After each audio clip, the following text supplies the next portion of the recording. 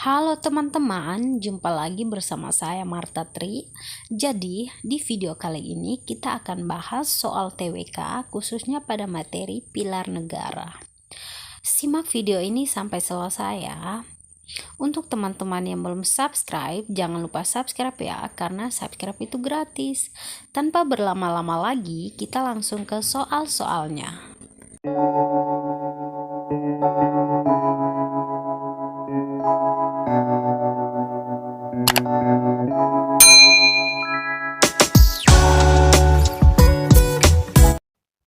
Soal pertama, dengan merebaknya isu lesbian, gay, biseksual, dan transgender atau LGBT di dunia, sebagian besar masyarakat Indonesia mengadakan kampanye anti-LGBT di Indonesia.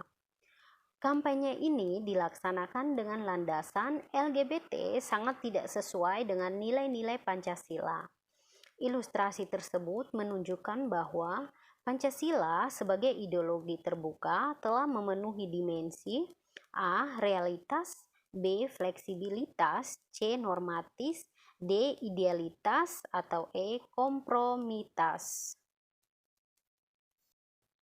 Baik teman-teman, jadi jawabannya di sini adalah D, yaitu idealitas. Karena dimensi idealitas merupakan ideologi secara ideal yang digunakan sebagai pedoman hidup. Soal selanjutnya, fenomena sejarah terhadap perumusan sila-sila Pancasila dalam Piagam Jakarta memberikan pelajaran berarti bagi warga negara Indonesia. Fenomena tersebut mengajarkan sikap saling menghargai dan sesuai dengan sila A. Ketuhanan yang Maha Esa, B. Kemanusiaan yang adil dan beradab, C. Persatuan Indonesia, D. Kerakyatan yang dipimpin oleh hikmat kebijaksanaan dalam permusyawaratan perwakilan, E. Keadilan sosial bagi seluruh rakyat Indonesia. Baik teman-teman, jadi jawabannya di sini adalah C, yaitu Persatuan Indonesia. Pada saat fenomena itu terjadi, para pendiri negara lebih mendahulukan kepentingan nasional daripada kepentingan golongan, sehingga lebih dekat dengan pengamalan sila Persatuan Indonesia atau sila ketiga. Soal berikutnya, musyawarah merupakan salah satu kearifan lokal bangsa Indonesia yang bermuatan nilai-nilai luhur. Nilai ini kemudian dikristalkan oleh pendiri bangsa sebagai sistem negara Indonesia, yaitu kedaulatan rakyat atau lebih dikenal dengan demokrasi Pancasila. Musyawarah sebagai kegiatan yang memiliki keluhuran nilai perlu diaktualisasikan oleh masyarakat Indonesia. Berikut ini sikap yang sesuai dengan demokrasi Pancasila pada saat mendengarkan putusan musyawarah adalah A. Menerima dan melaksanakan dengan penuh tanggung jawab, B. Mendukung agar semua bisa berjalan dengan baik, C. Pasrah karena rangkuman dari kehendak orang banyak, D. Bersikap netral sehingga tidak menimbulkan pertentangan, E. Adil dan bijaksana agar dapat menguntungkan orang lain. Baik teman-teman, jadi jawabannya di sini adalah A, yaitu menerima dan melaksanakan dengan penuh tanggung jawab. Sikap yang ditampilkan pada alternatif jawaban B, C, D, dan juga E belum maksimal dalam menunjukkan sikap yang sesuai dengan demokrasi Pancasila.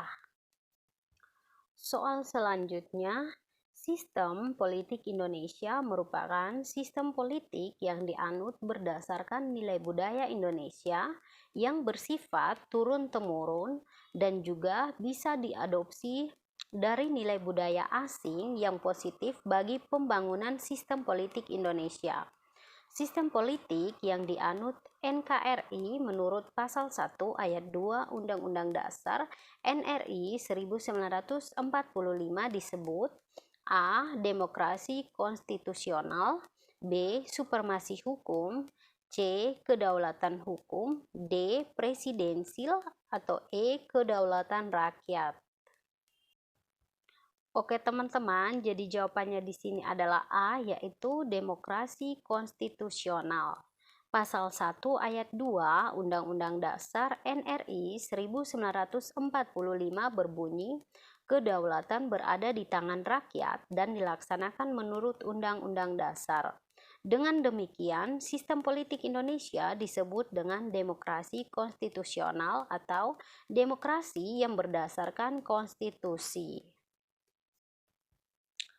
Dalam sistem pemerintahan presidensil, presiden berkedudukan sebagai kepala negara sekaligus kepala pemerintahan.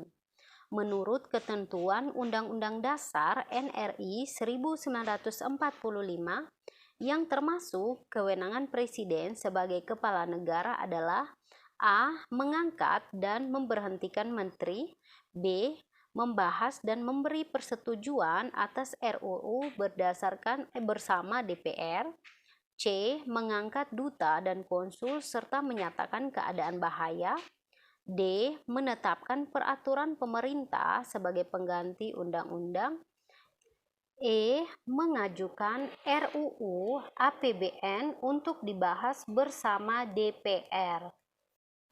Baik teman-teman, jadi jawabannya di sini adalah D, yaitu menetapkan peraturan pemerintah sebagai pengganti undang-undang.